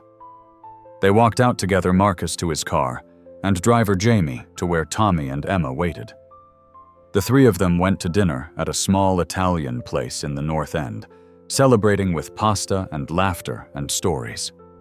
Emma fell asleep on the way home, exhausted from excitement, and Tommy helped carry her up to the apartment. After Tommy left, after Emma was tucked into bed, Jamie sat at their piano. Played softly, not wanting to wake his daughter, just wanting to feel the keys beneath his fingers, to ground himself in this moment. He'd played publicly tonight, performed for 1,200 people, received a standing ovation, taken another step in his improbable comeback. But this was real too. Maybe more real, sitting in his apartment playing for himself, and his sleeping daughter making music because he loved it, because it connected him to everything that mattered. He thought about the question Emma had asked months ago. Was he happy? Yes, he realized. Despite the grief that still lived in him, despite the challenges that remained, despite the uncertainty of building a performing career at 40, with all his particular circumstances. He was happy. Not the uncomplicated happiness of his youth before he understood how fragile everything was, but something deeper and more resilient. The happiness of someone who'd been broken and put himself back together, who'd lost everything and built something new from the pieces. His fingers found the opening notes of Claire de Lune Sarah's song. But tonight, it didn't hurt as much to play it. Tonight it felt like connection rather than loss, like gratitude rather than grief. He played it slowly, meditatively, thinking about all the versions of himself who'd played this piece over the years. The prodigy teenager showing off his technique, the college student playing it for Sarah the first time, the new husband performing it at their wedding, the devastated widower who couldn't bear to touch it for years. And now this version of himself, scarred and blind, and building a new life, playing it as a prayer and a promise and a way of saying that love doesn't end when loss comes. It just transforms into something different. The final notes faded into silence. Jamie sat in the dark of his apartment, in the silence broken only by Emma's soft breathing from the next room, and felt Sarah's presence not as absence, but as continuation. She was in every note he played, every lesson he gave, every moment he spent nurturing Emma's talent. She was in his refusal to give up, in his courage to try again, in his willingness to be vulnerable and open and fully alive, despite knowing how much it hurt to lose what you loved. "I'm okay," he whispered to her memory. "We're okay. Emma's going to be magnificent. I'm playing again. We're living, not just surviving. I think you'd be proud of us." Outside, the city hummed with its usual nighttime rhythms. Inside, Jamie sat at the piano in his small apartment with his sleeping daughter nearby, and he understood finally what it meant to be whole. Not undamaged, not unmarked by trauma, but whole. Integrated. All the pieces of himself, past and present loss and recovery, grief and joy, existing together in a life that was messy and beautiful and thoroughly honestly lived. In the darkness that had once terrified him, Jamie had found something unexpected. Not the absence of light, but a different kind of seeing. Not the loss of vision, but the development of new ways to perceive beauty and truth and meaning. His blindness had taken much from him, but it had also taught him things he couldn't have learned any other way. How to listen more deeply, how to trust himself, how to find his way through darkness toward something worth reaching. The music would continue. Emma would grow into her talent, supported by opportunities he'd never had, standing on the foundation he'd built through years of struggle. He would keep performing, keep teaching, keep creating. The Sarah Carter Memorial Music Initiative would help other young musicians find their voices. Tommy would build a new career in arts administration, bringing his own gifts to bear. Marcus would rediscover his love of playing, finding joy without the burden of professional expectations. And Jamie would keep playing piano in concert halls and hotel ballrooms, and his small apartment making music because that's who he was, because that's what connected him to everyone and everything he loved. Because in the end, music was the language that said what words couldn't, that bridged the gap between one human soul and another, that transformed suffering into beauty and isolation into communion. In a world that measured success by sight and wealth and conventional markers of achievement, Jamie Carter had lost everything and found himself. He'd been broken and become stronger at the broken places. He'd been invisible and learned to be truly seen. He'd been silenced and rediscovered his voice. He was a pianist. He was a father. He was a teacher and a survivor, and a man who'd traveled through the deepest darkness to find his own light. And though the world couldn't see his face when he played, couldn't watch his expressions or his eyes, or the subtle movements that sighted people took for granted, they could hear his truth in every note. could feel his humanity in every phrase, could recognize in his music the universal story of loss and recovery, and the stubborn refusal of the human spirit to be diminished by circumstance. This was enough. This was everything. This was a life fully lived in all its complicated, painful, beautiful truth. Jamie stood from the piano, checked on Emma one more time, and went to bed. Tomorrow would bring new challenges, new opportunities, new moments of fear and triumph. But tonight, he rested in the satisfaction of knowing he'd honored Sarah's memory, served his daughter's future, and reclaimed his own soul. The music would continue. The journey would go on. And Jamie Carter, blind pianist, devoted father, improbable comeback story, would keep playing his truth for anyone willing to listen. In the end, that was all any artist could do. Show up, be honest, play true, and let the music speak for itself.